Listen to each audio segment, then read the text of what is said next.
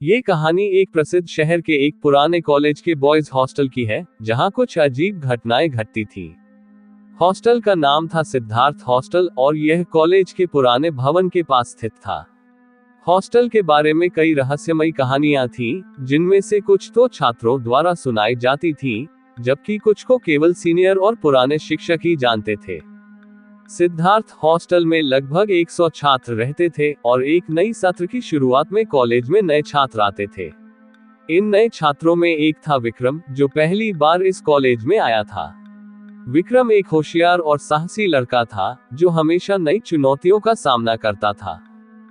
विक्रम और उसके दोस्त को पहले दिन ही हॉस्टल में आने के बाद कुछ अजीबोगरीब कहानियां सुनने को मिली। कुछ लड़कों ने उसे बताया कि हॉस्टल में रात के समय अजीब घटनाएं होती थी। कभी खौफनाक आवाजें आती थी, कभी बत्तियां खुद ब खुद जलने बुझने लगती थीं, और कभी तो किसी को यह महसूस होता था कि कोई उनके पीछे चल रहा है, लेकिन जब वे मुड़ते तो वहां कोई नहीं होता था।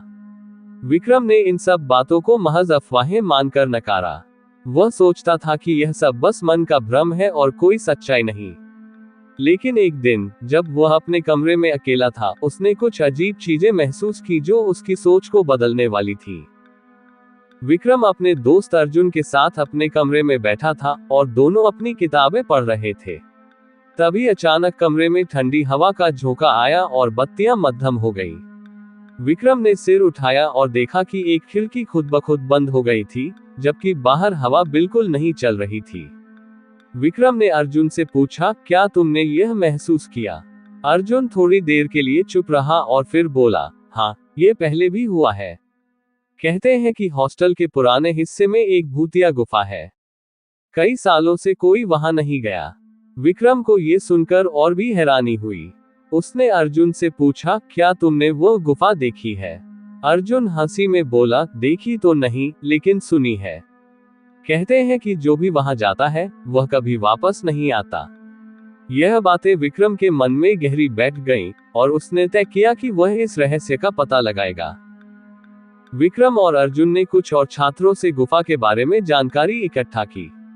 कई छात्रों ने तो ये भी कहा कि गुफा के अंदर जाने से एक अजीब सा डर महसूस होता है, और जो लोग वहां गए हैं, वे वहां कभी पूरी रात नहीं बिता पाए। एक दिन, विक्रम ने अर्जुन से कहा, हमें इस गुफा का पता लगाना ही होगा। अर्जुन थोड़ा घबराया हुआ था, लेकिन विक्रम की जिद देखकर वह भी उसके साथ चला गया।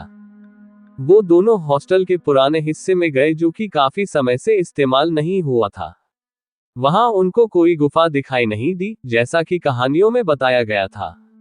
तभी विक्रम ने अर्जुन से कहा, भाई तू एक काम कर, यहाँ मौजूद सभी दीवारों को ठोक के देख, शायद उस गुफा को बंद किया गया हो।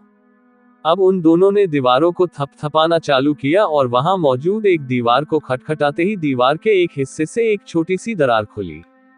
उन्हें समझते देर न लगी कि ये वही गुफा है।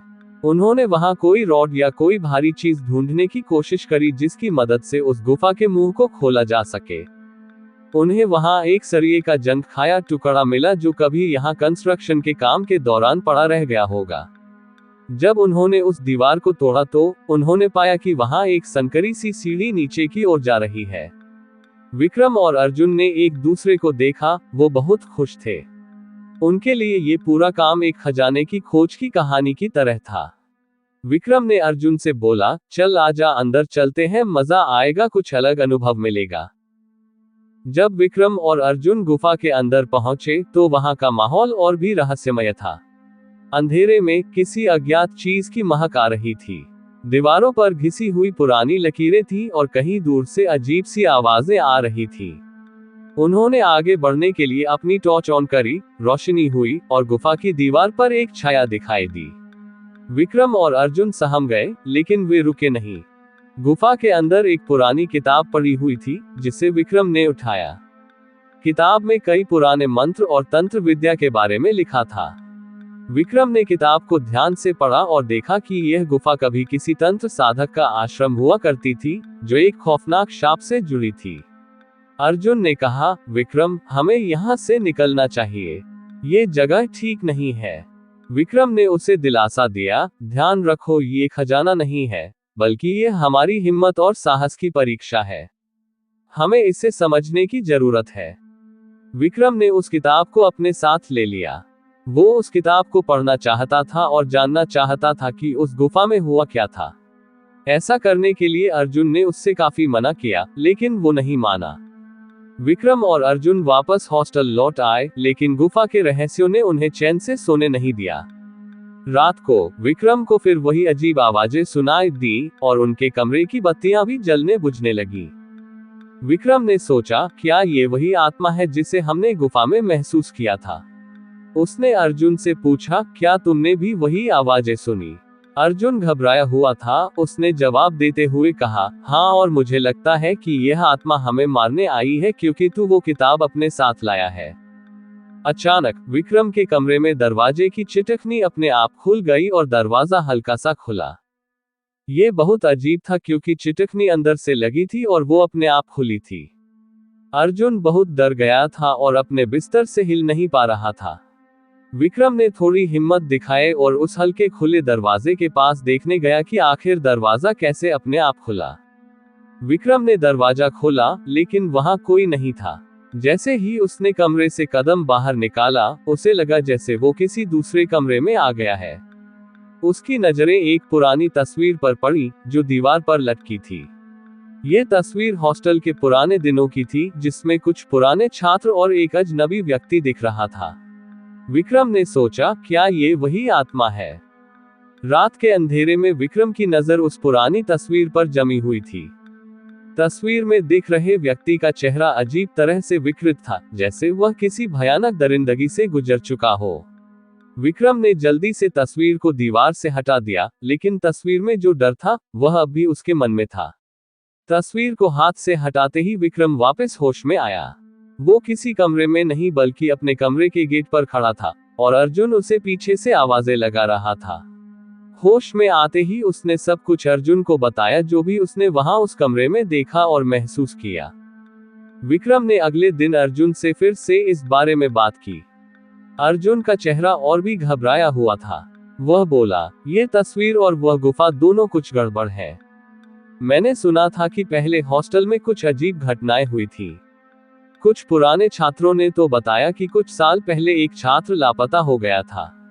उस छात्र का नाम था राज, और उसे हॉस्टल के अंदर ही देखा गया था। कहा जाता है कि वह उस गुफा के पास गया था, और उसके बाद वह कभी नहीं लौटा। विक्रम ने गहरी सांस ली और मन ही मन सोचा, क्या राज उस गुफा में ही खो गया था? वह अब इस रहस्य को सुलझाने के लिए और भी दृढ़ था। विक्रम और अर्जुन ने इस रहस्य को और गहरे तक खोजना शुरू किया। दोनों ने हॉस्टल के बुजुर्ग वार्डन से भी पूछा, लेकिन वह सिर्फ ये कहते रहे कि ये सब सिर्फ अफवाहें हैं। पुराने समय में कोई घटना हुई थी, लेकिन अब ये सब खत्म हो चुका है। हालांकि विक्रम और अर्जुन को ये बात सही नहीं लगी। वे जानते थे कि कुछ बड़ा और डरावना जरूर छिपा हुआ था। एक रात विक्रम और अर्जुन ने एक योजना बनाई। उन्होंने तय किया कि वे रात के समय गुफा में जाएंगे और वहां की पूरी सच्चाई का पता लगाएंगे। दोनों ने रात को सबके सोने के बाद हॉस्टल से बाहर निकलने का निर्णय लिया। जब विक्रम और अर्जुन गुफा के पास पहुंचे, तो गुफा के बाहर एक अजीब सा सन्नाटा छाया हुआ था। चारों ओर का वातावरण शांति से भरा हुआ था, लेकिन विक्रम का दिल तेजी से धड़क रहा था। उसे ऐसा महसूस हो रहा था जैसे कोई उन पर नजर रखे हुए है। हम यहाँ क्या करने आए हैं? अर्जुन ने घबराकर पूछा, लेकिन विक्रम ने उसे शांत करते हुए कहा, हमें यहाँ की सच्चाई जाननी ही होगी। दोनों गुफा में अंदर गए, और जैसे ही वे गुफा की गहरे सन्नाटे में प्रवेश करते गए, उन्हें किसी तरह की आवाज सुनाई दी। यह आवाज जैसे किसी के दर्द भरे चीखने की आवाज हो।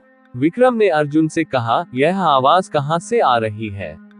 अर्जुन डरते हुए बोला, यह जरूर गुफा के अंदर से आ रही है।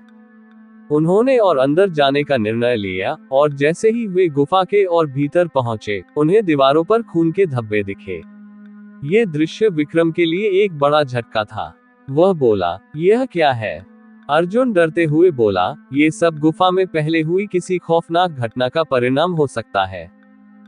गुफा के और भीतर जाने पर दोनों को एक पुरानी लकड़ी की चटाई पर रखी हुई एक और तस्वीर मिली। इस बार तस्वीर में एक और लड़का दिख रहा था, जिसकी आंखें बड़ी और भूतिया लग रही थी। विक्रम ने तस्वीर को उलट कर देखा और उसे वहां एक नाम लिखा हुआ मिला, राज। ये देखकर विक्रम और अर्जुन दोनों चौंक गए। विक्रम बोला, ये वही राज है जिसके बारे में हम सुन रहे थे। जैसे ही विक्रम ने राज की तस्वीर को देखा, गुफा के अंदर हलचल हुई। अचानक से अंधेरा और घना हो गया और गुफा के चारों ओर ठंडी हवा का झोंका आया। विक्रम ने महसूस किया कि कुछ और भी है जो गुफा में नहीं होना चाहिए था। तभी वह आवाज फिर से आई और इस बार वह और तेज थी। यह आवाज अब विक्रम के कानों में गूंजने लगी, तुमने मुझे क्यों जगाया? सभी अजीब घटनाओं के बीच विक्रम और अर्जुन की आंखें अचानक से एक बुरी आत्मा से टकरा गईं। यह आत्मा किसी खौफनाक रूप में सामने आई थी। उसकी आंखें पूरी तरह से खाली थीं और वह धीरे धीरे विक्रम और अर्जुन की ओर बढ़ रही थी। वह बोली, तुमने गुफा में कदम रखा, अब तुम दोनों भी मेरी तरह हमेशा के लिए यही रहोगे। विक्रम और अर्जुन का दिल दहल गया। उस आत्मा का चेहरा भले भयानक था, लेकिन विक्रम पहचान गया कि ये राज ही है। विक्रम ने साहस दिखाया। उसने अपनी पूरी ताकत लगाकर कहा, तुम यहाँ कैसे कैद हो? क्या हुआ था तुम्हारे साथ? हम तुम्हारी मदद करेंगे।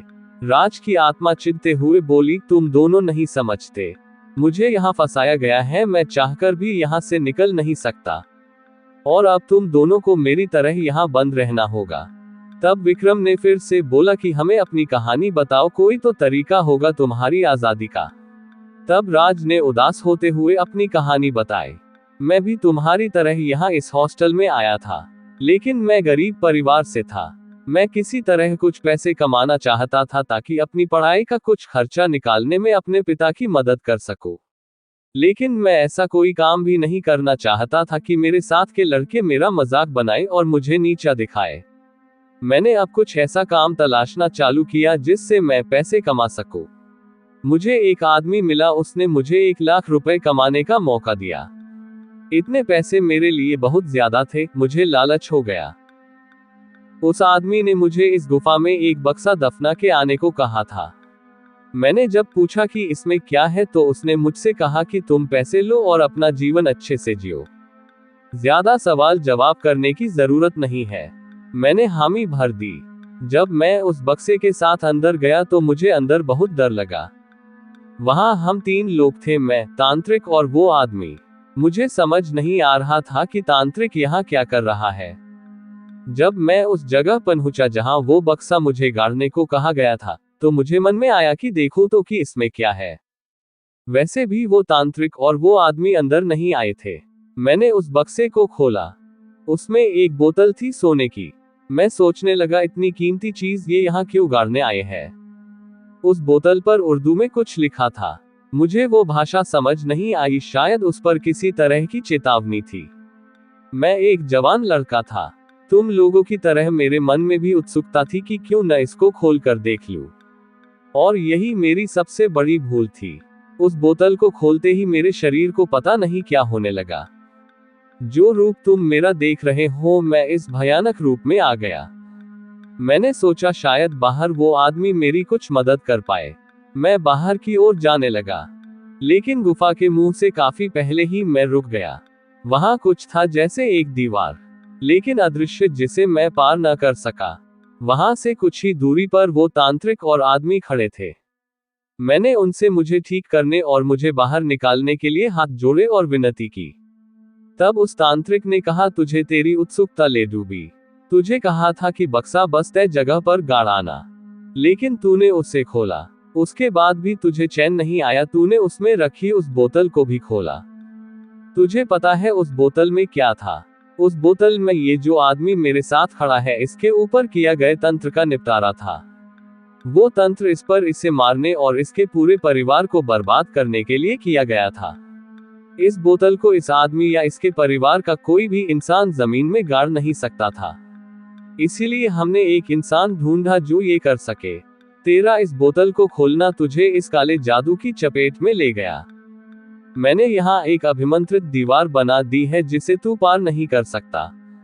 मैं बहुत रोया, बहुत गिड़गिड़ाया। तब उस तांत्रिक ने मुझसे कहा, इस गुफा से तू जिंदा बाहर नहीं निकल पाएगा, लेकिन तेरी आत्मा की मुक्ति और इस काले जादू की एक काट हो सकती है। अगर कोई तेरी उम्र का लड़का उस बोतल को ढूंढे और उस बोतल पर लिखे उर्दू के मंत्र को पढ़े, तो तेरे ऊपर से ये काले जादू का सारा प्रभाव इस बोतल में चला जाएगा। ऐसा होते ही इस बोतल को उस तय स्थान पर सूर्य उदय से पहले दबाना होगा। अगर एक बार सूर्य उदय हुआ तो वो इंसान जो तेरी मदद कर रहा होगा वो भी यही कैद हो जाएगा। मैं अपनी एक किताब यहाँ छोड़ रहा हूँ, जो तेरे उस मददगार की उस उर्दू के शब्दों को पढ़ने में मदद करेगी। लेकिन याद रखना, सूर्य उदय से पहले। अर्जुन ने घड़ी देखी, उस पर 2:30 बजे थे। उसने विक्रम से बोला, अभी 2:30 बजे है, हमारे पास ज्यादा समय नहीं है, क्या करें अब? इस पर विक्रम ने राज से कहा कि वो बोतल कहाँ है, हमें बताओ। तब राज का प्रेत बोला, ये मैं तुम्हें नहीं बता सकता, ये तुम्हें खुद ढूंढना होगा। विक्रम और अर्जुन ने तलाश चालू की। 4 बजे के करीब अर्जुन को वो बोतल मिल गई। अब उन्हें उस पर लिखे मंत्र पढ़ने थे। विक्रम ने अपने पास से वो किताब निकाली जो उसे पहली बार इस गुफा में कदम रखते वक्त मिली थी। उस किताब में ढूंढते ढूंढते 4:30 बज गए और आखिरकार उसे एक जगह बोतल पर लिखे मंत्र से मिलता जुलता कुछ मिला। उसी के आगे वो उर्दू का मंत्र हिंदी भाषा में लिखा गया था। उसे पढ़ते ही उस गुफा में रोशनी हो गई। राज का प्रेत अपने असली रूप में आ गया और उसके शरीर का सारा काला जादू काले धुएं की तरह उस बोतल में समा गया। जब ये सब विक्रम कर रहा था, उस दौरान अर्जुन ने वहां गड्ढा कर दिया था। राज की आत्मा मुक्त हो वहां से जा चुकी थी और गुफा के बाहर रोशनी होना हल्की हल्की शुरू होने लगी थी। विक्रम और अर्जुन ने फटाफट उस बोतल को वहां गाड़ा और वहां से भागे और सही सलामत गुफा से बाहर आ गए। उनके बाहर आते ही सूर्य उदय भी हो गया। दोनों खुश थे, लेकिन एक चीज उन्होंने सीखी राज से, लालच करना सही नहीं। अगर वो खुद पर भरोसा रखता और मेहनत करता तो देर सबेर जिंदगी में कोई न कोई मुकाम हासिल कर लेता। और साथ ही साथ कोई भी आपको बिना मतलब के इतनी बड़ी रकम नहीं देता। लेकिन उसके एक गलत कदम ने उसे एक प्रेत बना दिया।